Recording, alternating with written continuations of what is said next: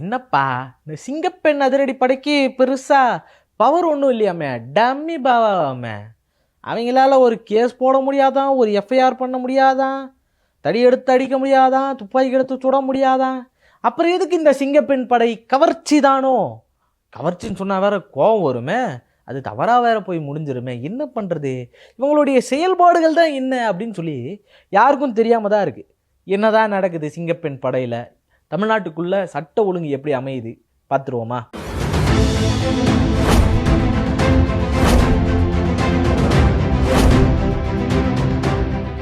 வணக்கம் அன்பு தமிழ் சொந்தங்களே. அதாவது நம்ம சிங்கப்பெண் அதிரடி படைன்னு ரொம்ப அபலிகரமாக திறந்து வச்சாங்க, அபாரமாக திறந்து வச்சாங்க, பாட்டுலாம் வேற பாடினாங்க. அது ஒரு அரசு நிகழ்ச்சி ட்ரம்பெட்டில் வந்து என்ன பண்ணாங்க அப்படின்னு பார்த்தீங்கன்னா,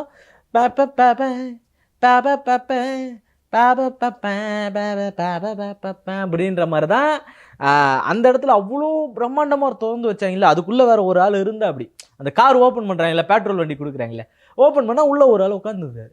பாவீங்களா, என்னடா உள்ளே உட்காந்துருக்கீங்கன்ற மாதிரி தான் இருந்துச்சு. என்னன்னா இந்த சிங்கப்பெண் அதிரடிப்படை பயங்கரமாக இது பண்ணிட்டாங்க.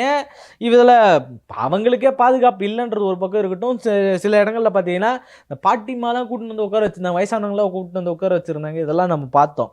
இதெல்லாம் ஒரு பக்கம் இருந்தாலும் சரி, இந்த சிங்கப்பெண் வந்துருச்சு, எடுத்த உடனே செயல்படலைனாலும் போக போக போக இது செயல்படும்ல அப்படின்னு சொல்லி நம்ம பார்த்தா அதுக்கு பெருசாக பவர் எதுவும் கிடையாதாம்ப்பா.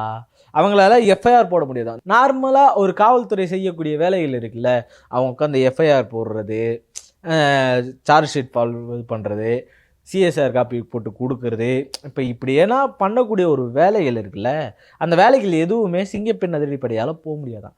ரோந்து பணிகள் மட்டும்தான் அந்த இடத்துல நடக்கிறத என்னடா அப்படின்னு மிரட்டுற வேலைகள் மட்டும்தான் அவங்களுக்கு இருக்கும் போல். அவங்களுக்கு தடி எடுத்து அடிக்க உரிமை கிடையாது, அதிகாரங்கள் கிடையாது அவங்களுக்கு. வேணா தடி குறைஞ்சபட்சம் அவங்க பாதுகாப்புக்காக அதை பயன்படுத்திக்கலாம் அப்படின்ற நோக்கில் தான் அது இருந்துகிட்டு இருக்கு. மற்றபடி எஃப்ஐஆர் போடுறதுக்கோ அவங்கள கைது பண்ணுறது கூட, ஒரு குற்றவாளியை கைது பண்ணுறது கூட அவங்களுக்கு வந்து அதிகாரம் கிடையாது. அந்த இடத்துல சும்மா போ நிற்காத போ அப்படின்னு இந்த கேரம் போர்டு விளையாடுறவங்கலாம் வந்து துரத்தி விட்டுருப்பாங்கல்ல, அந்த மாதிரியான அதிகாரம் தான் அவங்களுக்கு இருக்குது அப்படின்னு சொல்லிக்கிட்டு இருக்காங்க. இந்த அதிகாரத்தை வச்சுக்கிட்டு எப்படி இங்கே நடக்கும் அப்படின்ற ஒரு கேள்வி இருக்குது. இந்த அதிகாரத்தை வச்சுக்கிட்டு எப்படிரா இவங்க செயல்படுவாங்க அப்படின்ற ஒரு கேள்வியும் இருக்கும். ஏன்னா இங்கே அதிகாரம் படைச்ச சில அதிகாரிகளாலேயே இங்கே ஒன்றுமே பண்ண முடியல. தொடர் குற்றங்கள் நடந்துக்கிட்டு இருக்கு. சமீபத்தில் நடந்த ரொம்ப நெஞ்ச உழுக்கக்கூடிய, தமிழ்நாட்டையே உழுக்கிட்டு இருக்கக்கூடிய இந்த கும்மிடிப்பூண்டி இஷ்யூ. கும்மிடிப்பூண்டியில் ஒரு 3 வயசு குழந்தைய சும்மா பிஸ்கெட் தரேன் அப்படின்னு சொல்லி ஏமாற்றி அந்த குழந்தைய கூட்டிகிட்டு போயிட்டு ரொம்பவும் கவலைக்கிடமான நிலையில் முள்புதரில் போட்டு போயிருக்காங்க. அந்த குழந்தை நைட்டே இறந்துட்டு இருக்கு. அது தெரியாமல் காலையில் வரைக்குமே என்ன சொல்லிட்டு இருக்காங்க அப்படின்னா, இல்லை குழந்தை உயிரோடு இருக்குது, நாங்கள் பாதுகாப்பில் வச்சுருக்கோம், வென்டிலேஷனில் வச்சுருக்கோம் அப்படின்ற பேரில் சொல்லி அந்த மக்களையும் ஏமாற்றிருக்காங்க. அவன் யார் என்னன்னு பிடிச்சி கொடுத்தது கூட யாருன்னு பார்த்தீங்கன்னா அந்த ஊர் மக்கள் தான் பிடிச்சி கொடுத்துருக்காங்க. அந்த அம்மா குழந்தைய காணும் தேடிக்கிட்டு இருக்கு. தேடும் போது ஒரு அம்மா வந்து அந்த இடத்துல ஒதுங்கிறதுக்காக போகிறாங்க, இயற்கை உபாதைகளை கழிக்கிறதுக்கு ஒதுங்கிறதுக்கு போகிறாங்க. அப்படி அந்த இடத்துல பார்த்தீங்கன்னா குழந்தை சத்தம் கேட்குதுன்னு சொல்லி அந்த குழந்தைய தூக்கி பார்க்குறாங்க. இப்படியான ஒரு சம்பவம், ரொம்ப கொடூரமான சம்பவம் தமிழ்நாட்டுக்குள்ளே நடந்துக்கிட்டு இருக்கு. அதுக்கு இவர் என்னப்பா பண்ணுவார், எங்கேருந்து யாரும் வந்து பண்ணாங்க அப்படின்னா நடவடிக்கைன்னு ஒருத்தர் எடுக்கணும்ல. காவல்துறை நைட்டெல்லாம் கேட்டுருக்கு, ஒரு உண்மை தகவல் அவங்களுக்கு சொல்லணும்ல. ஆனால் அங்கே எதுவுமே சொல்லாமல் காலையில் வரைக்கும் அந்த குழந்தை நல்லா இருக்குன்னு அந்த குடும்பங்களை ஏமாற்றி இப்போ கடைசி நேரங்களில் அந்த குழந்தை இறந்துருச்சுன்னு வந்து சொல்லியிருக்கீங்க. எப்படி பொழைக்க வைக்க முடியும்? இப்போ அந்த காவல்துறை அதிகாரிகள் என்ன செயல்பட்டுக்கிட்டு இருக்காங்க? சிங்கப்பெண் அதிரடி படைன்னு போட்டாங்களே, பாதுகாப்புக்கு சுத்தலை, ஒரு போய் கைது பண்ண கூட அந்த சிங்கப்பெண் அதிரடி படைக்கு ஒரு அதிகாரம் இல்லாத நிலையில் வச்சுருக்காங்க. இது இவங்களுக்கு மட்டும்தான் நடக்குதா, இந்த சிங்கப்பெண் அதிரடி படைக்கு மட்டும்தான் இருக்கா அப்படின்னு கேட்டிங்கன்னா இது இங்கேருந்து கிடையாது. அம்மா பெட்ரோல்னு ஒன்று தொடர்ந்தாங்கல்ல, அதுக்கும் அதே மாதிரி தான். அதுக்கும் அதிகாரம் இல்லை. அதுக்கு அடுத்து வந்த பிங்க் பெட்ரோல், அதுக்கும் அதிகாரம் கிடையாது. அதுவும் இப்படி தான் செயல்பட்டு இருந்திருக்கு. அவங்க பிடிச்சி கொண்டு போய் ஸ்டேஷனில் கொடுத்துருவாங்க, அவங்க வழக்கு போடுவாங்க. இதுதான் நடைமுறையில் இருந்திருக்கு. அந்த மிஷின் எல்லாமே ஃபெயிலியர். இப்போ அதே பேட்டர்னில் இப்போ இது ஒன்று வந்திருக்கு. அவங்கெல்லாம் சரியில்லைன்னு தான்ப்பா நீ வந்த மாற்றம்னு சொல்லி சிங்கப்பெண் படைன்னு சும்மா ஏதோ வீரம் செறிஞ்ச ஒன்று மாதிரி வச்சிங்க. வீரம் செறிந்ததாக இருக்குதா? அது கேவலமாக இருக்குதே. தமிழ்நாடோட சட்ட ஒழுங்கு நிலை ரொம்ப மோசமாக இருக்குது.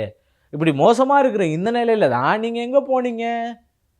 ஜெகதீசன் அவர்களுடைய வீட்டுக்கு இங்கே மக்களுக்கு நடக்கிற ஒரு கொடுமையை பற்றியும் ஒரு அக்கறையும் கிடையாது, துளியும் அக்கறை கிடையாது.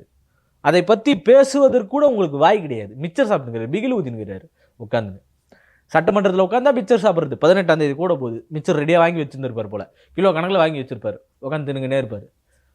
எதுக்குமே பேச மாட்டீங்க அப்படின்னா எதுக்கு தான் இப்போ பேசுவீங்க? 6 மாதம் கண்டுக்காதீங்கன்னா 6 மாதம் இத்தனை மாதிரி இந்த மாதிரி எத்தனை குழந்தைகள் சாவுறது? எல்லாத்துக்கும் அமைதியாக இருப்பாங்களா? 2 நாளைக்கு முன்னாடி காஞ்சிபுரத்தில் இதே மாதிரி வட மாநிலத்தார பாதிக்கப்பட்டிருக்கு. போதை கஞ்சா பொருட்கள் எல்லாமே இருக்குது. அதிகாரிகள் என்ன பண்ணுறீங்கன்ற கேள்வி. இதுக்கு முன்னாடி இருந்த அரசுக்கு தான் அவங்க எல்லாத்தையும் வளர்த்து விட்டாங்க, தடுக்காமல் விட்டாங்க. இப்போ அதிகாரிகள் உங்கள் கையில் இருக்காங்கல்ல, வந்ததுக்கப்புறம் எத்தனை கேஸ் பிடிச்சிங்க? எத்தனை கஞ்சா ஒழிப்பு அப்படியே பரவுறதெல்லாம் பிடிச்சிங்க? அதிகாரிகளுக்கும் போலீஸ்காரர்களுக்கும் தெரியும் அப்படின்னு சொல்லி அந்த அம்மா ஓப்பன் டாக் கொடுக்குது ப்ரெஸ்ஸில், மீடியாவில் பார்த்து. அவங்களுக்கு தெரியும் பிடிக்க மாட்டாங்க, இதே தமிழ் ஆளுங்கன்னா பிடிக்கிறாங்க, இந்தியாரங்கன்னா பிடிக்க மாட்டாங்கன்னு நம்ம கவலைக்கடன் தெரிவிக்குது. இப்போ எங்கேருந்து வருதுன்னு தெரியுதா? நம்ம அதானி அவர்களுடைய கப்பற்படை மூலயமா, கப்பல் மூலயமா, துறைமுகம் கம்பெனி துறைமுகம் இருக்குல்ல, அது மூலயமா எல்லா இடத்துக்கும் பரவுது. செக்கிங்ன்றது ஒன்று நடக்கிறதே கிடையாது. செக்கிங் நடந்து ஒவ்வொரு இடத்துலையும் ப்ராப்பராக அமுச்சு வச்சுருந்தா இது எல்லாத்தையும் நடக்காமல் தடுத்துருக்கலாம். அவங்க பொதுவே போதையில் பரப்பி விட்டுறணும், சட்ட ஒழுங்கு சீர்கேடு நடக்கணும். அதுக்கு எல்லாத்துக்கும் காரணம் என்ன? இந்த சமுதாய வளர்ச்சின்ற பேரில் இங்கே நடக்கக்கூடிய ஒரு சீடு தான். நீங்கள் பேண்ட் போட்டுக்கிறீங்க, இது போட்டுக்கிறீங்க, சேலை தான் உடுத்தணும் அப்படின்னு பெண்களை திணிக்கணும். அதனால் நடக்கிற காரணம் என்னவோ அது எல்லாத்தையும் இப்படி மாற்றி விடுற வேலையை தான் பார்த்துட்ருக்காங்க. அதையும் பின்பற்ற அதுக்கு எதிரான ஒரு நிலையை எடுக்கிற நிலை இங்கே தமிழ்நாட்டுக்குள்ளே இருக்காது. தமிழ்நாட்டுக்குள்ளே அதே நிலை தான் இருந்துக்கிட்டு இருக்கு. மாற்றம் அப்படின்னு எல்லாரும் வாக்களித்தாங்க. அந்த மாற்றம் சொன்ன பல பேர் இப்போ அந்த இன்ஃப்ளூயன்சர்ஸும் சேர்த்து, அப்பா அப்படி பேசினார் தப்புப்பா, என்ன இன்னைக்கு எந்த நடவடிக்கை எடுக்கல சார், சிஎம் சார், என்ன சார் அவர் இது மாற்றம்னு சொல்லி தான் சார் நீங்கள் வந்தீங்க, நீங்கள் ஏன் சார் பண்ண மாட்டீங்க? முட்டு கொடுக்க வந்த பல பேரை காணும். ஒருத்தன் போட்டான், ஒரு அப்டேட் கிடச்சிருக்கு அப்படின்னு சொல்லி கோவை சிறுமி வழக்கில், சூலூரில் நடந்த அந்த 10 வயசு குழந்தையோட வழக்கில் என்ன போட்டாரு அப்படின்னா, அவர் வீடியோ போடுறாரு. மிட்டாய்க்கு ஆசைப்பட்டு போட்டதுக்கு என்ன பண்ண முடியும்னு போடுறாரு. அந்த அம்மா ஒரு அப்டேட் கிடச்சிது அப்படின்னு சொல்கிறாரு. அப்டேட் கிடச்சதுக்கான காரணம் என்ன அப்டேட் அப்படின்னு பார்த்தீங்கன்னா, அது ஜனநாயகன் படம் அப்டேட் கிடச்சிது. அப்படியே என்ன அப்டேட் கிடச்சிருக்குது அப்படின்னு பார்த்தீங்கன்னா, அந்த அம்மா குடிப்பழக்கத்துக்கு அடிமையாக இருக்காங்க, குடிச்சிட்டு திரிஞ்சிருக்காங்க.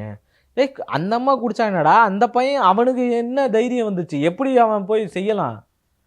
இப்படி ஒரு கொடூரமான செயல்களை எப்படி அவன் செய்ய முடியும்? இது ஒரு கேள்வி இருக்குல்ல. அந்த கேள்விக்கு யாரும் பதில் சொல்லல. சரி, அதுக்கு சட்ட ஒழுங்கு நடவடிக்கை எடுக்கும். ஏன் இது வரைக்கும் ஒரு ஆறுதல் தெரிவிக்கல? சிஎம் இப்போ வரைக்கும் அதுக்கு வாயை திறக்கலை. ஏன் திறக்கலை? ஏன் பேச மாட்டுறாரு? சட்ட ஒழுங்கு இங்கே பற்றி பேசணும்ல. கோவை சிறுமி கூட 2 நாள் கழிச்சு அதுக்கு என்ன நடக்குது, சட்ட ஒழுங்கு இப்படி மோசமாக போயிட்டுருக்கே, நீங்கள் மாற்றம் வந்தீங்க எதுவும் பண்ணலன்னு கேட்டிங்கன்னா எல்லாரும் சிரிப்பாங்க, சிரிச்சுக்கிட்டே ப்ரெஸ் மீட் கொடுப்பாங்க. இல்லை, அட்மினிஸ்ட்ரேட்டிவ் மட்டும் பேசலாம். அட்மினிஸ்ட்ரேட்டிவில் கிழிச்சு தள்ளிட்டாங்க. இப்போ தமிழ்நாட்டுக்கு வர வேண்டிய இன்வெஸ்ட்மெண்ட்டு 2 இன்வெஸ்ட்மெண்ட் போயிடுச்சு. பெரும் இன்வெஸ்ட்மெண்ட்டு கோடிக்கணக்கில் வந்திருக்க வேண்டியது. அது வருவாயை ஈட்டி தரக்கூடியது. 35,000 கோடி வருவாயை ஈட்டி தரக்கூடிய ஒரு இன்வெஸ்ட்மெண்ட்டு அது போச்சு. அப்போ இங்கே என்ன அடிப்படையோ அதை அப்படியே விட்டுட்டாங்க. வந்த எல்லாத்தையும் ஏமாற்றி விட்டுட்டாங்க. நம்மளை எல்லாரையும் கண்ணை மூடிக்கிட்டு, சரி நம்ம வீட்லேயும் பொம்பளை பிள்ளை இருக்குது, அதுக்கு பாதுகாப்பு வேணும், பாதுகாப்பு கொடுக்குறாங்களே. இதோ சிங்கப்பெண் அதிகாரம் இல்லாத பாதுகாப்பு படை. இதில் அஞ்சலை அம்மாள் கோர்ட்டு வேற. இந்த அஞ்சலை அம்மாள் கோர்ட்டுக்கு என்ன பண்ண போகிறாரோ, எப்போ கொண்டு வர போகிறாரோ தெரில. 3 கையெழுத்தில் 2 கையெழுத்து இதுவாக இருந்திருக்கணும் நீங்கள் சொன்ன மாதிரி. அதில் 2 பண்ணிட்டீங்க. ரொம்ப சிறப்பு. போதைப் பொருள் ஒழிக்கணும்னு 1, அடுத்த கட்டமாகவே சிங்கப்பெண் அதிரடி படைக்கு 1, 2த்துக்கும் கையெழுத்து போட்டிங்களே, அதோடைய ப்ரொசீஜர் என்ன, அதுக்கான செலவு என்ன? ஒருத்தர் பேட்ரோலில் போய் வராங்க அப்படின்னா அதுக்கான அவங்களுடைய நிர்வாக ரீதியான செலவுகள் என்ன, இதை கணக்கு போட்டிருக்கணும்ல. மாநிலம் முழுக்க இது செயல்படணுமே, எங்கெங்கெல்லாம் ரோந்து பணிகளை போடலாம் அப்படின்ட்டு. சிங்கப்பெண் அதிரடி படையில் இருக்கவங்களுக்கு முதல்ல இங்கே பாதுகாப்பு கிடையாது. தூத்துக்குடியில் ஒரு இடத்துல என்ன பண்ணுறாங்க அப்படின்னா, காவல் நிலையில் இருக்கக்கூடிய உயர் அதிகாரி என்ன பண்ணுறாருன்னா செக்ஸ் சேட் பண்ணுறாரு. இப்படியான ஒரு நிலை தான் அங்கே இருந்துக்கிட்டு இருக்கு. அந்த அம்மா போய் போலீஸ் ஸ்டேஷனில், நார்மல் போலீஸ் ஸ்டேஷனில் கம்ப்ளைண்ட் கொடுக்குறாங்க. அதாவது நமக்கு ஏதாச்சும் ஒன்றுனா போய் சிங்கப்பெண் அதிரடி படையில் கம்ப்ளைண்ட் கொடுக்கணும். நம்ம குடும்பம் சார்ந்த பெண்களுக்கு ஏதாச்சும் ஒன்றுனா தைரியமாக சொல்லுங்கள் அப்படின்னு சொல்லி அவங்க அங்கங்கே அப்படியே பிரச்சாரம் பண்ணிகிட்டு இருக்காங்க, விழிப்புணர்வு கொடுக்குறாங்க. நல்ல விஷயங்கள், அவங்களுடைய முன்னெடுப்புகள் நல்லா இருக்குது, எல்லாத்தையும் வரவேற்கிறோம். இன்னொரு பக்கம் என்ன பண்ணுறாங்கன்னா, போய் ரீல்ஸ் எடுத்துக்கிட்டு இருக்காங்க. பாரு, சினிமா பாணியில் போய் பிடிச்சாங்கன்னு சொல்லி எடுத்து போட்டாங்க. சரிப்பா, ஆதாரத்துக்கு கேமரா வச்சு வீடியோ எடுக்கிறவன் ஏன் அந்த அம்மா கரெக்டாக ஆங்கிள் பார்த்து பிடிச்சி போயிட்டு இருக்கணும்? இது கேள்வி வருதா இல்லையா? நீங்கள் ஆதாரத்துக்கு அந்த இடத்துல பாருங்கள், இந்த பாதிப்பு நடக்குது, அதை போய் நாங்கள் பிடிக்கிறோம், இவன் இந்த இடத்துல இந்த மாதிரியான செயல்கள் செஞ்சுருந்தான்னு சொல்லி வீடியோ எடுக்கிறோட மோட்டிவ் அதுவாக தான் இருக்கணும். சிங்கப்பெண் அதிரடி படையில் நீங்கள் கேமராவை கரெக்டாக அந்த ஆங்கிள் பார்த்து நம்ம பாதி தெரியணும், அவன் ஓடுறது தெரியணும் அப்படின்ற மாதிரி பிடிக்கிறது எப்படி? ரீல்ஸ் தானே எப்பா, அரசியல்வாதிங்க தான் ரீல்ஸ் பண்ணிட்டு திரியிறாங்க, இப்போ இருக்கிற ஆட்சி தான் ரீல்ஸ் பண்ணிட்டு தெரியுது அப்படின்னா, இப்போ இருக்கக்கூடிய அந்த அதிகாரிகளும் ரீல்ஸ் பண்ணிட்டு இருக்காங்க. சிறப்பு படை அப்படின்னு வந்தது ரொம்ப சிறப்பாக இருக்குது. உங்கள் சிறப்பான செயல்முறைகள்லாம் பயங்கரமாக இருக்குது அப்படின்னு தான் சொல்லி ஆகணும். அதனுடைய வெளிப்பாடுகள் ரொம்ப வெளிப்படையாக தருது. இந்த அதிகாரம் இல்லாத சிங்கப்படையை வச்சுக்கிட்டு தான் தமிழ்நாட்டில் பாருங்கள் எப்படி கொண்டு வந்துட்டாங்கன்னு. ஒரு பக்கம் இந்த ரீல்ஸ் பண்ணுறதுலாம் ரீல்ஸ் பண்ணி இவங்களை சினிமா பாணியில் பிடிச்சிட்டாங்க அப்படின்னு சொல்லி பிரபகண்டா படுத்துறது ஒரு பக்கம், இங்கே பாதிக்கப்பட்ட குழந்தைகள் பக்கம் யாரும் போய் நிற்கலை அப்படின்றது இன்னொரு பக்கம். இது எந்த பக்கம் நம்ம நிற்க போகிறோம்?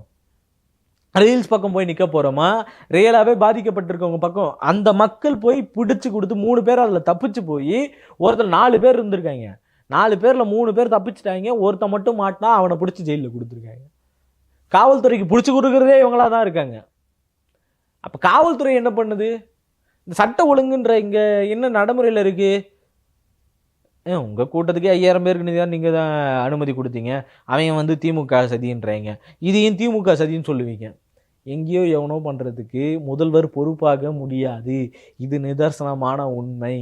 அவன் அப்படி பண்ணதுக்கு காரணம் முதல்வர் கிடையாது. ஆனால் பொறுப்பு அது நம்ம வீட்டு புள்ள, நம்ம நாட்டு புள்ள, அது நம்ம தான் பொறுப்பேற்றுக்கணும். என்னைக்கு அப்படி பொறுப்பேற்றுக்க போகிறீங்க? இந்த சிங்கப்பெண் அதிரடி படைக்கு எப்போ அதிகாரம் கொடுக்க போகிறீங்க? அதிகாரத்தை கொடுங்க, கைது பண்ணுறதுக்கான அதிகாரத்தை கொடுங்க. அவங்க கேமரா இருக்கும், அவங்க இதுலேயே கேமரா இருக்கும் சிங்கப்பெண் அதிரடி படையில் அப்படின்னு சொல்லுவீங்களே, கேமரா வச்சு தான் கொடுத்துருக்கீங்களா? அந்த கேமராவில் எத்தனை குற்றச்சம்பவங்கள் ரெக்கார்ட் செய்யப்பட்டிருக்கு? இதெல்லாம் கேள்வி வருதா இல்லையா? நமக்கு கேமரா அட்டாச்சோட கொடுத்துருவோம் அப்படின்னு சொன்னார், அதுதான் மேடையில் அவர் பேசுனது. கேமரா அட்டாச்சோட அப்படின்னா அதுக்கேற்ற மாதிரி கொடுங்க, இப்போ செயல்படுத்துங்க. அது ஏன் பண்ணலை? ஏன் தனியாக ஆதாரம் எடுக்கிறதுக்காக தனியாக ஏன் ஒரு இது வச்சு கேமரா வச்சு ஃபோன் வச்சு எடுக்கிறாங்க? இப்போ அந்த கேமராவில் ரெக்கார்ட் ஆனது தானோ அது? நாங்கள் தான் இப்படி புரிஞ்சுக்கிட்டோமோ? எத்தனை குற்றச்சம்பவங்கள் அந்த மாதிரி ரெக்கார்ட் ஆகிருக்கு? அப்படி ரெக்கார்ட் ஆகிருந்தா இந்த ஆவடி சைடு நகையை திருடிட்டு போனாங்களே, அது ரெக்கார்ட் ஆகிருக்குங்களா? அந்த போலீஸ் பேட்ரோல் வண்டியிலேயே கேமரா இருந்திருக்கணுமே, ஏன் இல்லை? இப்போ அதுக்கான காரணம் என்ன?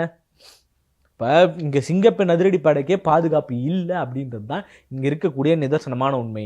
அதை கைது பண்ணி யாராச்சும் பாதிப்பு பண்ணாங்களா, அவங்களை கைது பண்ணுறதுக்கும் அவங்களுக்கு அதிகாரம் இல்லை. எஃப்ஐஆர் போடுறதுக்கு சிஎஸ்ஆர் காப்பி வாங்குறதுக்கு அவங்களுக்கு அதிகாரம் கிடையாது. சரி, இந்த சிங்கப்பெண் அதிரடி படைக்கு ஏதாச்சும் சிறப்பு செயலி இருக்கா, சிறப்பு டோல் ஃப்ரீ நம்பர் இருக்கா? இப்போ எனக்கு பாதிப்பு நடக்குது, நீங்கள் பக்கத்தில் எங்கன்னா இருக்கீங்களா, கொடுக்கணும்னு வாங்க, இங்கே ஒருத்தன் யூடிசிங் பண்ணுறான் அப்படின்னு சொல்லி பேசுகிறதுக்கு ஏதாச்சும் ஒரு எமர்ஜென்சி கால் பண்ணுறதுக்கு என்ன நம்பர் அப்படின்னு கேட்டிங்கன்னா அதே 100 நம்பர் தான். அந்த 100 வேலைக்காவலன் தான் நீங்கள் சிறப்பு படைன்னு கொடுக்குறீங்க. அந்த 100 வேலைக்காவலன்னு என்ன பண்ணுறது? இப்படி ஒரு கேள்வி வருது இல்லை? இப்போ இந்த கேள்விக்கெல்லாம் என்ன பதில் சொல்ல போகிறாரு முதல்வர் அவர்கள்? நடந்த அத்தனை சம்பவங்களுக்கும் பொறுப்பேற்பாரா? அதுதான் இங்கே முக்கியமானது. அவர் சொன்னார்ல, என்ன எல்லாம் நடந்ததுக்கப்புறம் சாரி நடக்கூடாது நடந்துச்சு அப்படின்னு சொல்லுவார் முதல்வர் அவருன்னு. இப்போ நீங்களும் அதே தானே பண்ண போகிறீங்க. என்ன பண்ணுவீங்க? அந்த வார்த்தையை சொன்னால் ஐயோ அடிக்கிறாங்களே அப்படின்னு யோசிப்பீங்களா? அப்படின்ற கேள்வி எல்லாருக்குள்ளேயும் இருந்துக்கிட்டு இருக்கு. நீங்கள் என்ன நினைக்கிறீங்க? இந்த சிங்கப்பெண் அதிகாரப்படைக்கு அதிரடி படைக்கு அதிகாரப்படையில் அதிகாரம் கிடையாது, அதிரடி படைக்கு அதிகாரம் இருக்கா இல்லையா? இல்லை நான் தான் உட்காந்து தப்பாக பேசிக்கிட்டு இருக்கேனான்ற கேள்வி எனக்குள்ளேயே எழும்புது. அந்த கேள்விக்கு நீங்கள் என்ன பதில் சொல்ல போகிறீங்க? இருக்கு இல்லை எனக்கு சொல்லிட்டு போயிடுங்க. நன்றி, வணக்கம்.